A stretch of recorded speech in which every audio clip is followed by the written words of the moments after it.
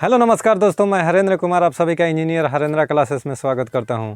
जैसा कि दोस्त आज मेरे पीछे देख रहे हैं कि पर्यावरणीय संस्थाएं एवं संगठन, आज इसी पर हम लोग डिस्कस करेंगे। यानी ए टू जेड क्वेश्चन इससे रिलेटेड जितना भी आता है पर्यावरणीय संगठन एवं संस्थाएं, जो भी VVI क्वेश्चन है, जैसे UNEP हो गया, IUCN हो गया, या जो भी हो गया, ट्रैफिक हो गया, साइट्स हो गया, ये सब संस्थाएं का कहाँ पर मुख्यालय है, कब स्थापना हुआ था, कब क्या हुआ था, इसके बारे में सारा ए टू जेड प्रोसेस के बारे में हम लोग जानेंगे। आइए देखिए, फर्स्ट है मेरा दोस्त UNEP। कौन है? UNEP। UNEP के मतलब सर संयुक्त राष्ट्र पर्यावरण कार्यक्रम। संयुक्त राष्ट्र पर्यावरण कार्यक्रम। संयुक्त राष्ट्र पर्यावरण कार्यक्रम। समझ में आ रहा है ना? अगर UNEP के बाबू फुल फॉर्म पूछ दे कि क्या होता है, तो संयुक्त राष्ट्र पर्यावरण कार्यक्रम। इसको शॉर्ट में UNEP कहते हैं। इसका फुल फॉर्म कई बार एग्जाम में पूछा है। ठीक है, फुल फॉर्म सर तो देखिए, यूनाइटेड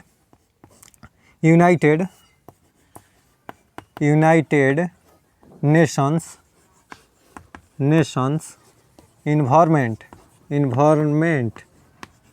इन्वायरमेंट प्रोग्राम।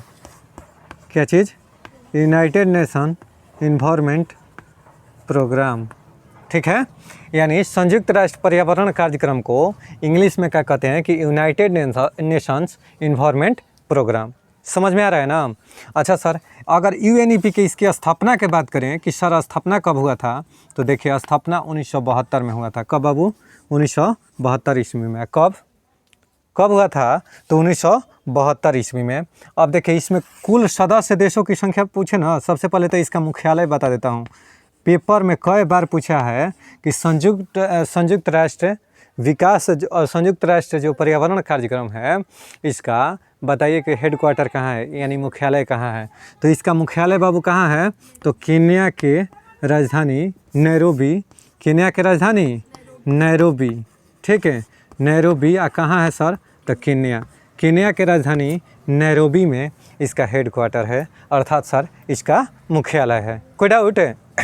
इसके कुल सदस्य देश की बात करें कि इसमें कुल कितने देश हैं, तो इसमें कुल सदस्य देशों की संख्या बताइए आप लोग, कितना है? देशों की संख्या 193 है। कितना है?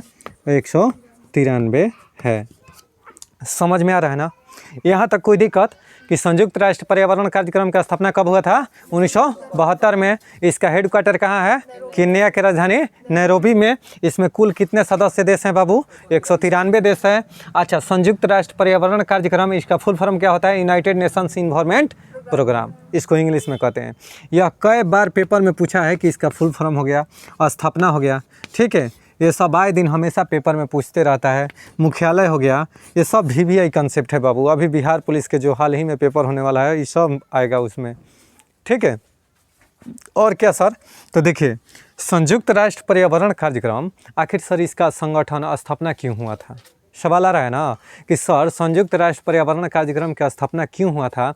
तो देखिए, पर्यावरण के क्षेत्र में वृद्धि विकास करने के लिए, सुदृढ़ तरीक़ा से संचालन के लिए, कि कोई भी देश ज़्यादा कार्बन डाइऑक्साइड उत्सर्जन न करे।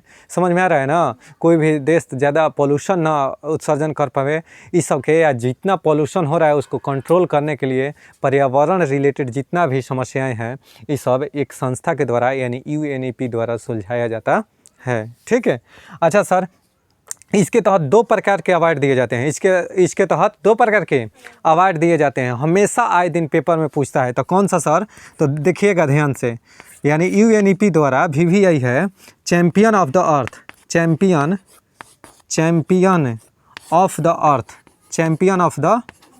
अर्थ अवार्ड। कब दिया जाता है बाबू? Champion of the earth award कब दिया जाता है? कब से? तो 2005 से दिया जाता है। यानी champion of the earth award 2005 से पर्यावरण के क्षेत्र में, किसके? पर्यावरण के क्षेत्र में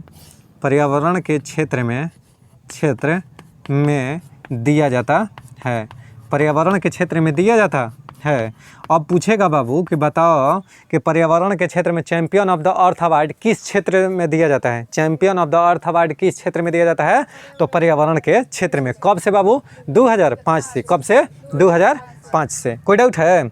अब sir champion of the earth award हो गया, एक होता है कौन सा, एक कौन सा होता है जो 1987 से शुरू हुआ, ग्लोबल 500।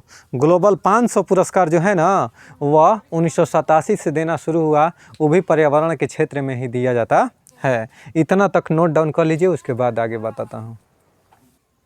देखिए UNEP द्वारा ही दूसरा पुरस्कार कौन सा दिया जाता है बाबू, ग्लोबल 500 अवार्ड। ग्लोबल 500 अवार्ड कब से बाबू, अवार्ड 1987 से, ठीक है। ग्लोबल 500 अवार्ड 1987 से देना शुरू हुआ। 1987 से किस क्षेत्र में, तो पर्यावरण के क्षेत्र में। पर्यावरण के क्षेत्र में देना शुरू हुआ। कौन बाबू, तो ग्लोबल 500 अवार्ड किस क्षेत्र में बाबू, तो पर्यावरण के क्षेत्र में। कब से, 1987 से। सारा फैक्ट याद हो गया। अब देखिए और क्या सर, तो UNEP द्वारा ही, यानी संयुक्त राष्ट्र पर्यावरण कार्यक्रम द्वारा ही, ठीक है, UNEP द्वारा ही 5 जून को, कब बाबू, 5 जून को पर्यावरण दिवस, विश्व पर्यावरण दिवस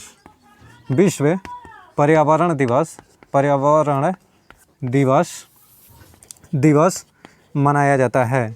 विश्व पर्यावरण दिवस मनाया जाता है। यानी प्रति वर्ष बाबू 5 जून को विश्व पर्यावरण दिवस किस संस्था द्वारा मनाया जाता है, तो UNEP द्वारा।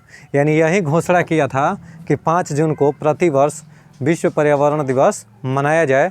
इसीलिए क्या करता है कि हर देश, यानी 193 देश इससे जुड़ा है ना, तो 193 देश में सोचिए कि विश्व पर्यावरण दिवस के रूप में कब, तो 5 जून को मनाया जाता है। कोई दिक्कत है, तो इतना पॉइंट इससे रिलेटेड हो गया। अगला मेरा पॉइंट है IUCN। कौन है, IUCN यानी international union for conservation of nature, ठीक है। अब इस सारा चीज़ पहले नोट डाउन कर लो, उसके बाद हम आगे बढ़ते हैं। देखिए ये तो UNEP द्वारा 5 जून को किया गया, 5 जून को विश्व पर्यावरण दिवस मनाया गया, ठीक। अब देखिए कब से सर, तो देखिए UNEP द्वारा वर्ष 1974, UNEP द्वारा 1974 से 5 जून को, कब, 5 जून को विश्व पर्यावरण दिवस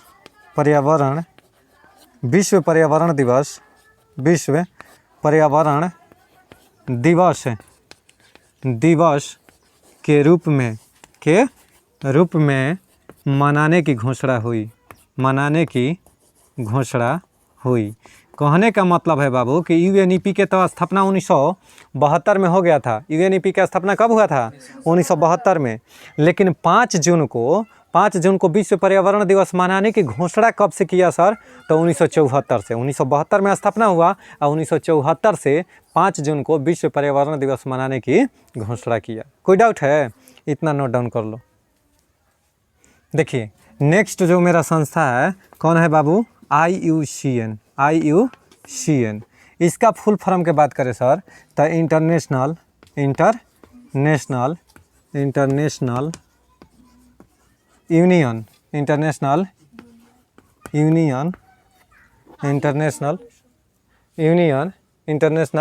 यूनियन फॉर कंजर्वेशन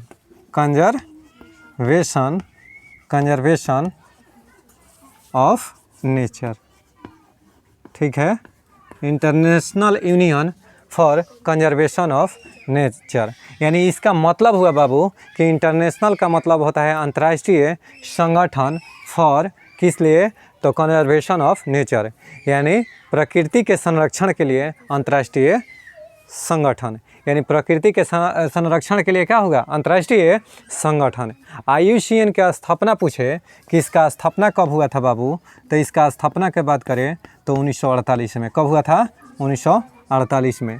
इसका हेड क्वार्टर की बात करें यानी मुख्यालय बाबू, इसका मुख्यालय कहाँ है, तो ग्लैंड स्विट्ज़रलैंड। कहाँ है, ग्लैंड स्विट्ज़रलैंड, स्विट्ज़रलैंड। कोई डाउट है, देखिए ग्लैंड स्विट्ज़रलैंड में इसका क्या है बाबू, मुख्यालय है। किसका, IUCN का। IUCN करता क्या है, एक्चुअली इसका काम क्या है, तो इसका काम है कि पर्यावरण के क्षेत्र में, ध्यान से देखना, इतना से ज़्यादा आपसे एग्ज़ाम में क्वेश्चन नहीं आता है इससे, ठीक है। IUCN से इतना से ज़्यादा सवाल नहीं आता है, ठीक है। IUCN हो गया, यानी ग्लैंड स्विट्ज़रलैंड में इसका मुख्यालय है, ठीक। अब सर देखिएगा ध्यान से कि इससे ज़्यादा इसे क्वेश्चन आता नहीं है। इसका काम क्या है सर, तो अंतर्राष्ट्रीय लेवल का यह एक ऐसा संगठन है, यानी अंतर्राष्ट्रीय लेवल का यह एक ऐसा संगठन है जो प्रकृति के संरक्षण के लिए अहम भूमिका अदा करता है।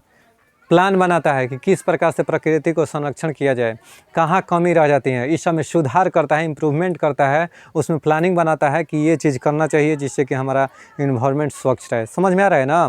तो IUCN भी किससे जुड़ा हुआ है, पर्यावरणीय क्षेत्र से, यानी पर्यावरणीय संरक्षण से यह जुड़ा हुआ संगठन है, ठीक है। तो इसका इतना नोट डाउन कर लो।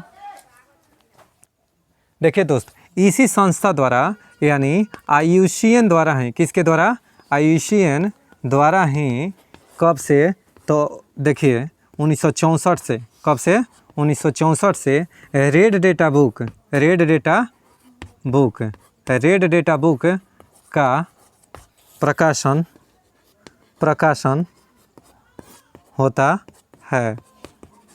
प्रकाशन होता है, यानी IUCN द्वारा ही रेड डेटा बुक का प्रकाशन कब से बाबू, 1964 से। कब से, 1964 से। अब पूछेगा कि बताइए सर पीटर स्कॉट, कौन बाबू, सर पीटर स्कॉट ने क्या किया था कि सर्वप्रथम सर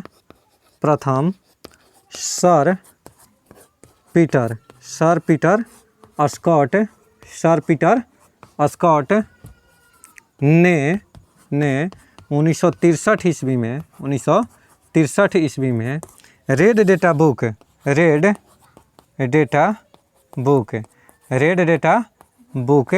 की संकल्पना किया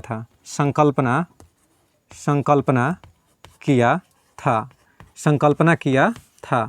अब सर एक लड़का के माइंड में आता होगा कि आखिर सर रेड डेटा बुक है क्या, रेड माने लाल, रेड माने क्या होता है, लाल। आ कहने का मतलब है बबुआ कि रेड माने लाल होता है, यानी इसमें जो भी संकटग्रस्त प्राणी होता है ना, प्रजाति जो लुप्त हो गया है या लुप्त होने के कगार पर है, संकटग्रस्त है, तो उस सबको किस में रखा जाता है, रेड डेटा बुक में, ठीक है। यानी रेड डेटा बुक में क्या किया जाता है, रेड डेटा बुक। अब रेड डेटा बुक में क्या किया जाता है, तो इसमें संकटग्रस्त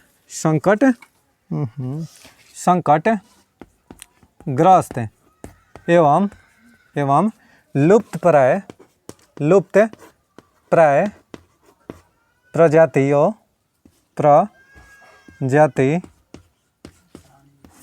प्रजाति को क्या किया जाता है, इसमें नोट किया जाता है, यानी रखा जाता है, प्रजाति को संग्रहित किया जाता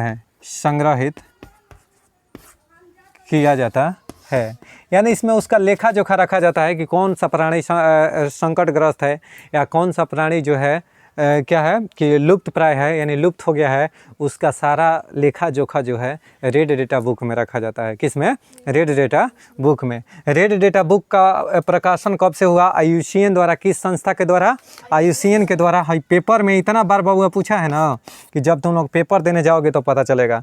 IUCN किस पूछा है, कैसे क्वेश्चन, ध्यान से सुनना कि किस संस्था द्वारा रेड डेटा बुक का प्रकाशन किया जाता है, तो किस संस्था द्वारा, IUCN द्वारा। IUCN का द्वारा कब से, तो 1964 से। कब से, 1964 से। रेड डेटा बुक की स्थापना कब हुआ था, 1963 में। किसने किया था, सर पीटर स्कॉट ने। किसने, सर पीटर स्कॉट ने। और रेड डेटा बुक सर है क्या, तो रेड डेटा बुक में संकटग्रस्त कोई भी प्राणी जिसका विलुप्त होने वाला है, एकदम संकटमय है उसका स्थिति, या पेड़ पौधा है प्रजाति लुप्त प्राय प्रजाति या पेड़ पौधा जो भी है इसमें आ जाएगा, लुप्त प्राय पौधा या पौधा तथा प्रजाति लिख लेना, प्रजाति को संग्रहित किया जाता है इसमें कि कौन सा संग्रह लुप्त प्राय है और कौन सा ये थी संकटग्रस्त है, ठीक है, या जो विलुप्त हो गया है उसका सारा के संग्रह किस में रहता है, आंकड़ा रेड डेटा बुक में। कोई डाउट है तो नोट डाउन कर लो, उसके बाद बढ़ते हैं। रुक भाई, चलिए दोस्त, साइट्स का यानी देखिए वन्य पादप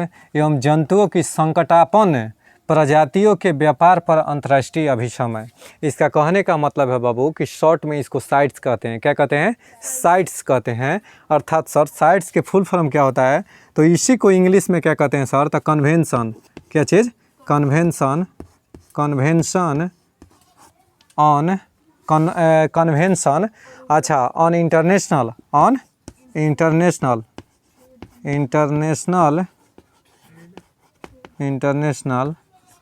ट्रेड। क्या चीज़? International trade in endangered. अब इंडेंजर्ड का क्या होता है सर, तो इसे इंडेंजर्ड, ठीक है, इंडेंजर्ड और क्या, endangered flora and fauna, endangered species. क्या चीज़? Species of wild flora and fauna ना, फ्लोरा एंड फौना। फौना का स्पेलिंग क्या होता है? FAUNA, flora and fauna. यानी कहने का मतलब बाबू कि साइट्स का अगर पूछ देगा, क्या बोले कि साइट्स का अगर पूछ देगा कि फुल फॉर्म क्या होता है, तो convention on international trade in endangered species of wild flora and fauna. इसका देखो स्थापना के बात करें, स्थापना, तो इसका स्थापना बाबू जानते हो कब हुआ था? 1975 में। कब? 1975 में। इसका हेड क्वार्टर के बात करें कि सर मुख्यालय कहाँ है इसका, तो मुख्यालय का अगर बात करें बाबू तो इसका मुख्यालय है जिनेवा। कहाँ पर? Geneva, Switzerland. जिनेवा स्विट्ज़रलैंड में इसका हेड क्वार्टर है। जिनेवा स्विट्ज़रलैंड में इसका हेड क्वार्टर है। कोई डाउट? यानी इसका हेड क्वार्टर साइट्स का कहाँ है, तो जिनेवा स्विट्ज़रलैंड में है। कोई डाउट?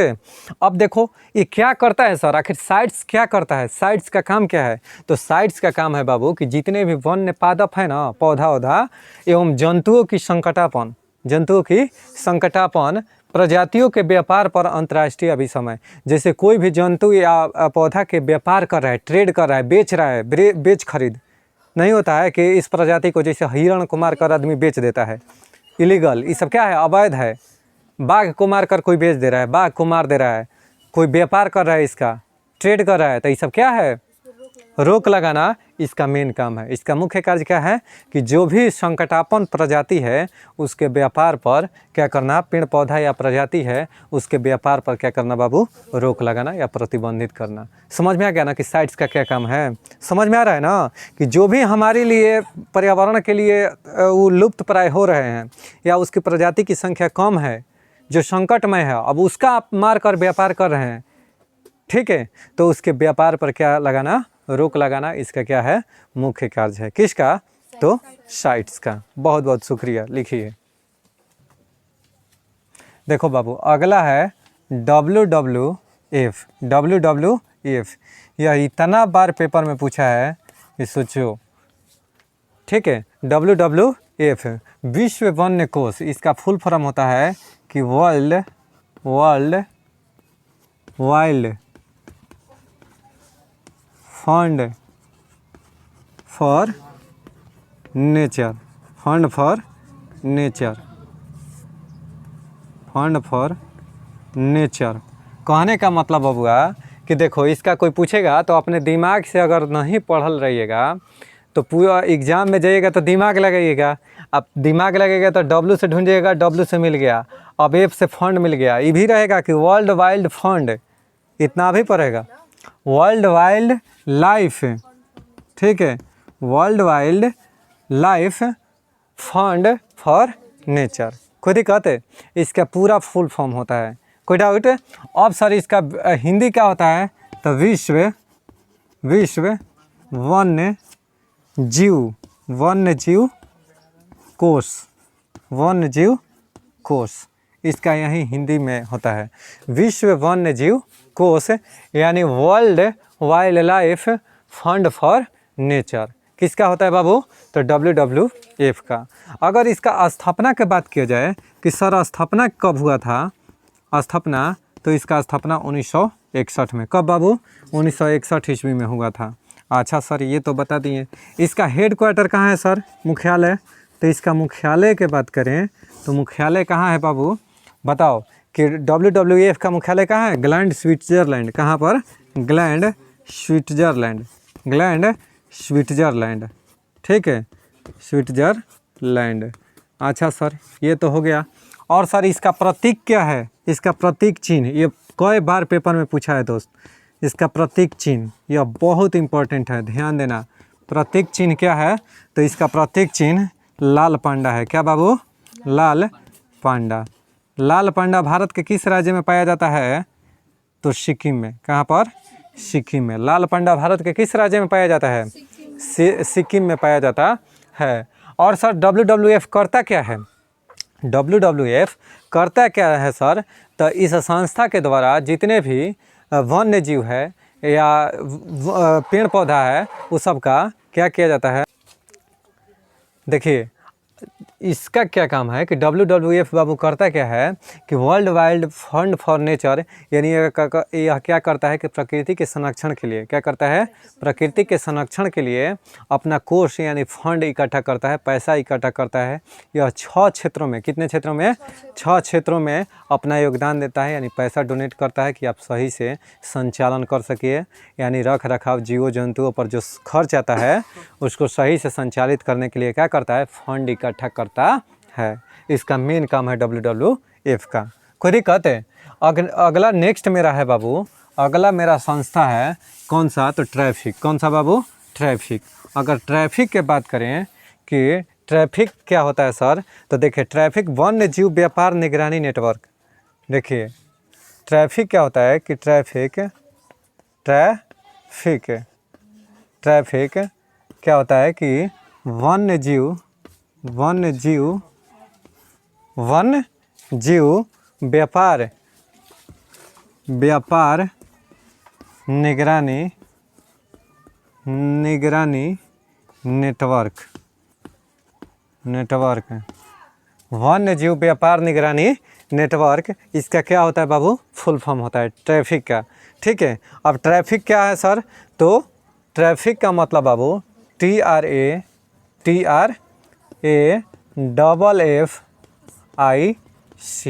ठीक है, यह क्या करता है ना ट्रैफिक कि द वाइल्ड लाइफ क्या होता है बाबू? Wildlife trade monitoring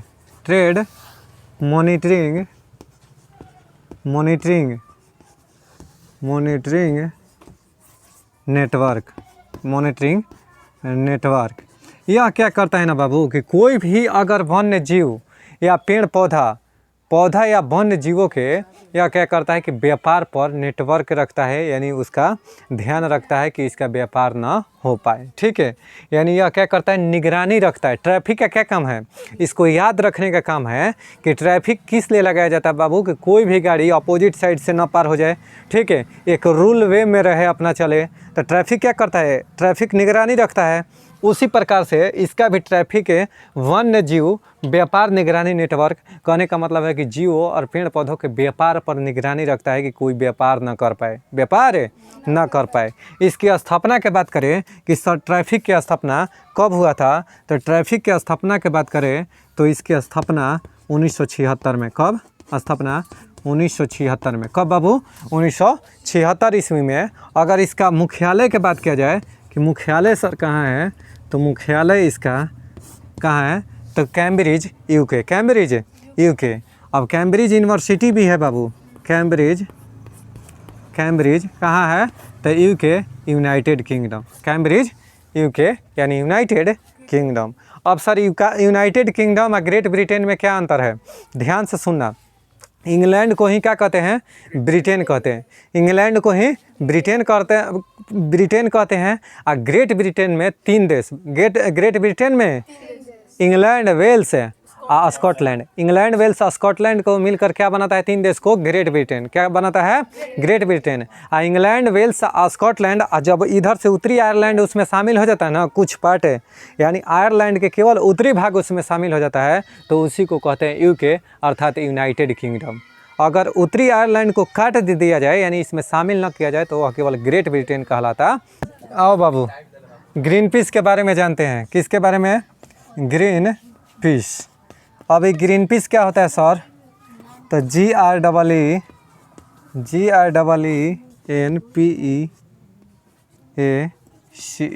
green peas. Green peas. अब बताओ कि ग्रीन पीस जो हो गया, इसका स्थापना कब हुआ था? ग्रीन पीस की स्थापना कब हुआ था बाबू? स्थापना 1971 में। ग्रीन पीस की स्थापना 1971 में। मुख्यालय की बात करें तो इसका मुख्यालय कहाँ है? कहाँ पर बाबू बताइए? ग्रीन पीस का अगर मुख्यालय था एम्स्टर्डम। कहाँ पर? एम्स्टर्डम।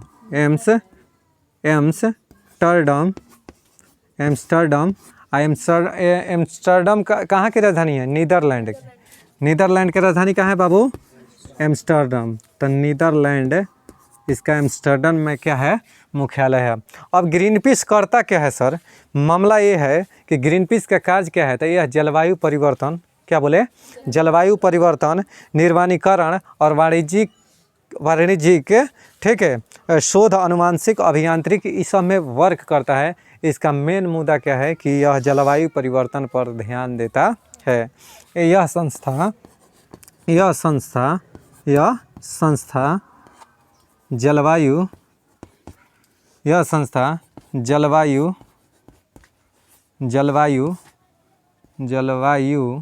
परिवर्तन पर ध्यान आकर्षित करता है। बात समझ में आ गया ना? यह संस्था क्या करता है बाबू? तो जलवायु परिवर्तन पर ध्यान आकर्षित करता है, यानी जलवायु परिवर्तन पर ध्यान देता है। कौन सा संस्था बाबू? Green peas. इसकी स्थापना कब हुआ था? 1971 में। हेड क्वार्टर कहाँ है बाबू? मुख्यालय तो एम्स्टर्डम कहाँ है बाबू? तो नीदरलैंड में। नोट डाउन कीजिए। चलिए देखिए, रामसर स्थल। आज हम लोग बात करेंगे किसके बारे में बाबू? रामसर स्थल यानी रामसर कन्वेंशन कहाँ हुआ था? Ramsar convention. कौन बाबू? रामसर कन्वेंशन, ठीक है। रामसर कन्वेंशन यानी सर, इसका अगर बात करें कि रामसर कन्वेंशन कहाँ हुआ था, तो ध्यान से सुनना। 2 फरवरी 1971 ईस्वी में। 2 फरवरी 1971 ईस्वी में रामसर स्थान कहाँ है बाबू? तो रामसर ये जगह है। क्या है बाबू? जगह कहाँ है? ईरान। रामसर जो जगह है यानी 2 फरवरी 1971 ईस्वी में रामसर यानी ईरान में एक सम्मेलन हुआ था। एक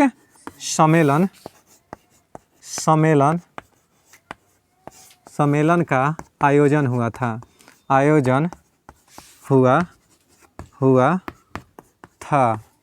जिसे रामसर कन्वेंशन के नाम से जाना गया। बात समझ में आ रहा है बाबू कि रामसर कन्वेंशन कहाँ हुआ था? तो 2 फरवरी 1971 को रामसर जो जगह है कहाँ है? ईरान में एक सम्मेलन हुआ था, ठीक है। रामसर ईरान, ठीक है। ईरान में एक सम्मेलन का आयोजन हुआ था, जिसे रामसर कन्वेंशन के रूप में जाना जाता है। रामसर कन्वेंशन के रूप में जाना जाता है, के नाम से जाना जाता है। समझ में आ रहा है ना? अब ध्यान से सुनना। इसका उद्देश्य क्या था सर? रामसर कन्वेंशन का उद्देश्य क्या था बताइए? रामसर कन्वेंशन का उद्देश्य क्या था? कन्वेंशन का उद्देश्य बताओ बाबू जल्दी, क्या था? आर्द्र भूमियों का संरक्षण करना। आर्द्र भूमियों का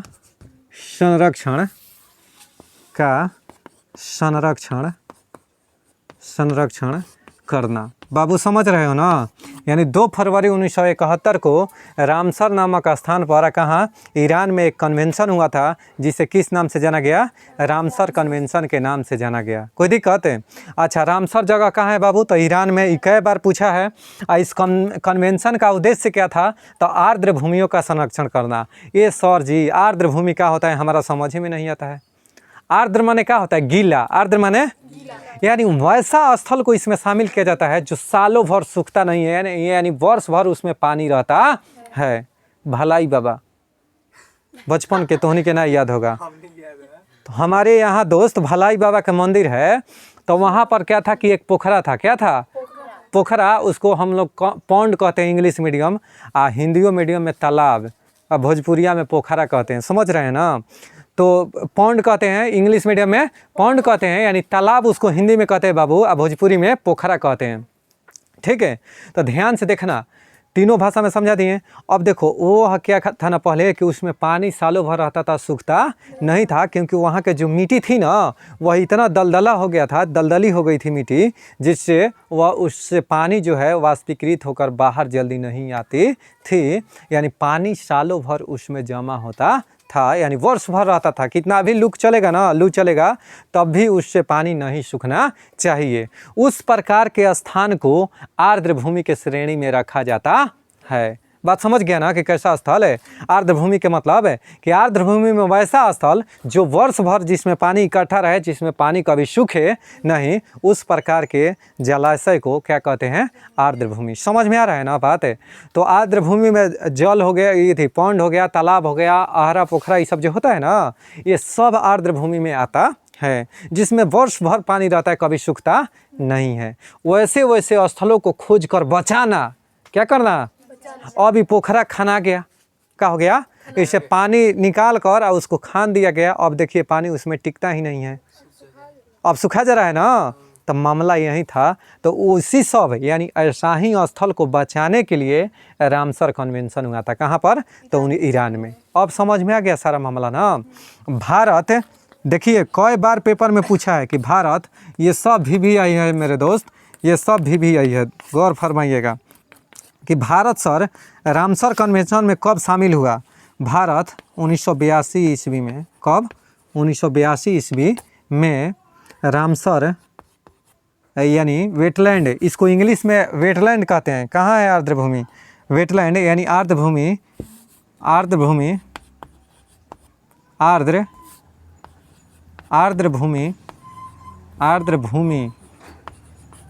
संरक्षण में शामिल हुआ। संरक्षण में शामिल हुआ। समझ में आ रहा है ना? संरक्षण में शामिल हुआ। भारत कब शामिल हुआ बाबू?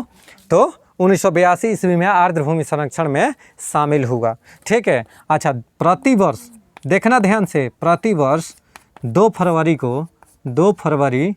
को वेटलैंड्स डे यानी वेटलैंड डे,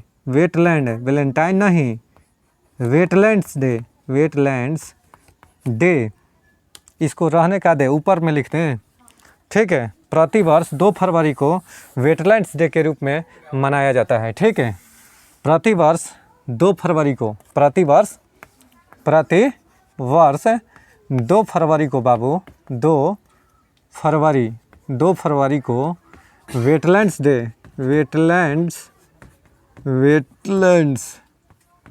डे अर्थात आर्द्र भूमि संरक्षण दिवस, आर्द्र भूमि संरक्षण दिवस के रूप में मनाया जाता है। ठीक है। वेटलैंड्स वैलेंटाइन डे कहिया मनाया जाता है बाबू? 2 फरवरी। बहुत निशा में है, 14 फरवरी वैलेंटाइनो डे नहीं याद है भाई साहब इसको। ठीक है, तो ध्यान से देखना, तो 14 फरवरी को वैलेंटाइन डे और 12 फरवरी को गुलाब डे। कौन डे? गुलाब दिवस। कब? 12 फरवरी के। 14 फरवरी के वैलेंटाइन डे, घुटने के बल। 2 फरवरी के रामसर कन्वेंशन, पहले तालाब संरक्षित होगा तब ना वहाँ पर वैलेंटाइन डे मनेगा। ठीक, तो इसलिए 2 फरवरी को कौन डे? Valentine day. अरे वैलेंटाइन। चलिए दोस्तों, यहीं पर मेरा वीडियो समाप्त होता है। अगर यह वीडियो आपको अच्छा लगे तो कृपया करके लाइक, शेयर और सब्सक्राइब करना न भूलें। अपने दोस्तों के पास ज़रूर शेयर और सब्सक्राइब करना करें, ठीक है। और लाइक बटन ज़रूर दबाएं। ठीक दोस्त, मिलते हैं नेक्स्ट वीडियो में, तब तक के लिए बाय बाय, टेक केयर।